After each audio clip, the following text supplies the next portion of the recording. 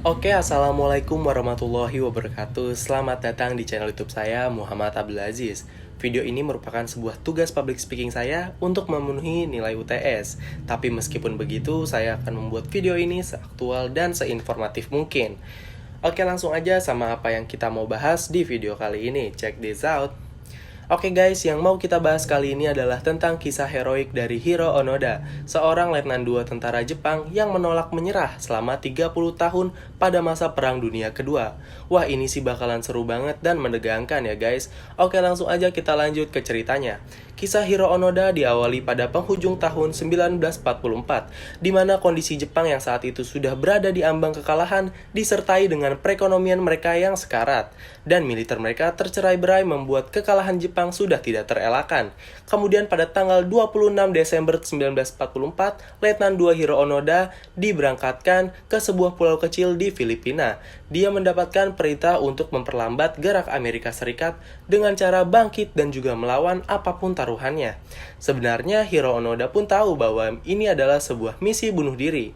Kemudian pada bulan Februari tahun 1945, tentara Amerika mendarat di Pulau Lubang, pulau yang ditempati oleh Onoda. Kemudian tentara Amerika mengambil alih pulau tersebut dengan sangat cepat karena jumlah tentara mereka yang sangat banyak dibanding tentara Jepang. Tentara Jepang pun terbunuh dan juga menyerah, namun Onoda dan 3 orang pasukannya berhasil bersembunyi di pedalaman hutan. Onoda dan pasukannya masih melakukan perlawanan gerilya dengan menembaki pasukan Amerika yang tersesat dengan cara apapun yang mereka bisa. Kemudian pada bulan Agustus di tahun yang sama, Amerika menjatuhkan bom atom ke kota Hiroshima dan Nagasaki di Jepang. Dan Perang Dunia Kedua di teater Pasifik pun menemui akhir yang sangat dramatis. Namun sialnya, ribuan tentara Jepang masih terpencar di Kepulauan Pasifik dan sebagian besar bersembunyi di hutan-hutan seperti Onoda. Mereka belum tahu bahwa perang ini telah usai. Mereka masih menjarah penduduk dan berperilaku layaknya masih dalam suasana berperang. Kemudian ini adalah sebuah masalah yang sangat serius. Tindakan lanjut pun diambil oleh militer Amerika Serikat dan juga Jepang. Upaya lanjutan untuk mengatasi masalah tersebut adalah dengan menjatuhkan ribuan selebaran di seluruh wilayah Pasifik yang mengumumkan bahwa perang sudah berakhir dan sudah saatnya semua kembali ke rumah. Lantas Onoda dan tentara Jepang yang lainnya mendapatkan selebaran itu dan membacanya. Tapi tidak seperti kebanyakan orang, Onoda berpendapat bahwa selebaran itu palsu dan itu adalah sebuah perangkap yang dibuat oleh tentara Amerika agar para tentara Jepang yang masih bertahan ini bisa keluar dari sarangnya. 5 tahun pun berlalu, selebaran sudah lama dihentikan, dan sebagian besar tentara Amerika telah meninggalkan Pulau Lubang. Penduduk asli Pulau Lubang pun berusaha kembali menjalani aktivitas normal mereka seperti bertani dan nelayan. Namun pasukan Onoda masih menembaki, membakar tanaman mereka, dan membunuh penduduk lokal yang terlalu jauh mengembara ke dalam hutan. Pemerintah Filipina pun turun tangan dengan membuat selebaran baru yang berisikan pesan, "Perang sudah berakhir, kamu kalah." Namun, selebaran itu tetap diabaikan oleh Onoda.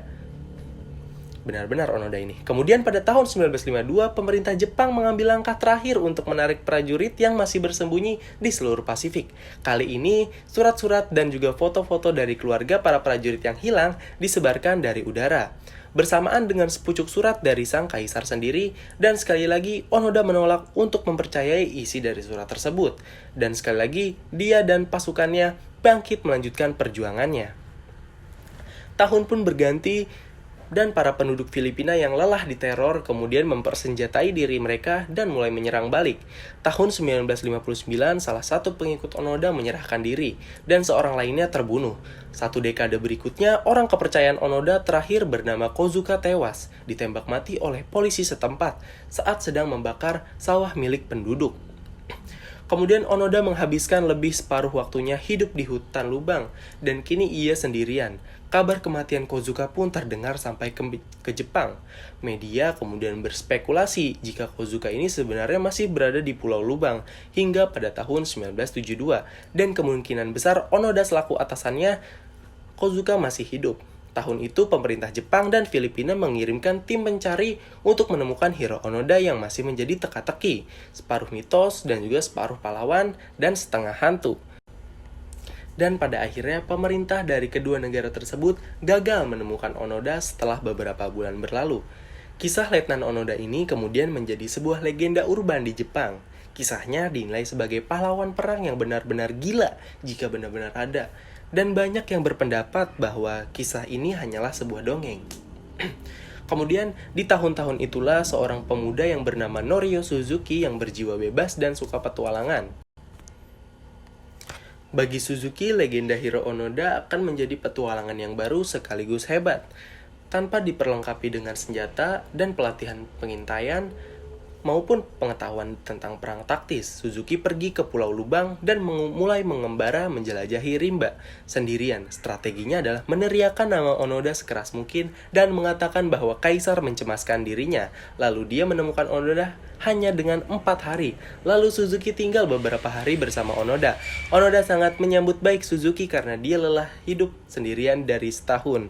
Dan dia sangat ingin tahu apa yang terjadi dengan dunia luar. Kemudian Suzuki bertanya kepada Onoda, mengapa dia tetap bertahan dan berperang.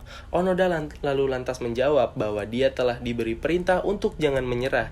Jadi dia pun bertahan hampir selama 30 tahun. Dia hanya mengikuti sebuah perintah. Lalu Onoda bertanya kepada Suzuki, mengapa dia mencari Onoda. Suzuki lalu menjawab bahwa aku ingin bertualang untuk mencari 3 hal, Letnan. Yang pertama, Letnan Onoda, Panda, dan juga Yeti. Setelah bertemu Suzuki, Onoda lantas tidak langsung percaya dengan Suzuki. Onoda ingin komandannya langsung datang ke hadapannya untuk membatalkan perintah untuk jangan menyerah. Lalu Suzuki kembali ke Jepang untuk bertemu dengan komandannya dan mengabari komandannya bahwa Onoda masih hidup. Lalu komandannya beserta Suzuki datang dan menjemput Onoda di tempat persembunyiannya. Di saat itulah Onoda baru benar-benar percaya bahwa perang telah usai dan dia mau dipulangkan ke Jepang. Selanjutnya, Hiro Onoda kembali ke Jepang pada tahun 1974 dan menjadi semacam artis di sana. Namun yang dia temukan saat kembali ke Jepang ini membuatnya tak percaya dengan maraknya budaya konsumtif dan kapitalis yang telah menghilangkan semua tradisi kehormatan dan pengorbanan yang telah membesarkan generasinya. Onoda berusaha memanfaatkan posisinya yang mendadak viral tersebut untuk menegakkan nilai-nilai tradisional Jepang. Namun dia lebih dipandang kuno atau hanya sebuah objek pameran yang cocok berada di museum. Dan yang menjadi ironi di atas semua ironi adalah kini Onoda menjadi jauh lebih tertekan ketimbang saat berada di dalam hutan. Selang berapa tahun, setidaknya selama di hutan, hidupnya dibuktikan untuk sesuatu. Itulah yang membuat dia mampu menanggung semua penderitaan. Namun setelah kembali ke Jepang, semuanya berbeda dan ia menyadari bahwa perjuangannya selama 30 tahun adalah hal yang sia-sia. Kemudian Suzuki yang mencari Onoda tadi tewas di pegunungan Himalaya saat sedang mencari Yeti. Dan Onoda pun pada 1980 berkemas dan pindah ke Brazil, tempat terakhir dirinya sebelum berpulang. Oke guys, itu adalah akhir dari kisah legenda Hiro Onoda. Semoga kisah tadi dapat menginspirasi kita semua dan memberikan kita sebuah pelajaran yang sangat berharga. Saya Muhammad Abdul Aziz, pamit undur diri. Assalamualaikum warahmatullahi wabarakatuh.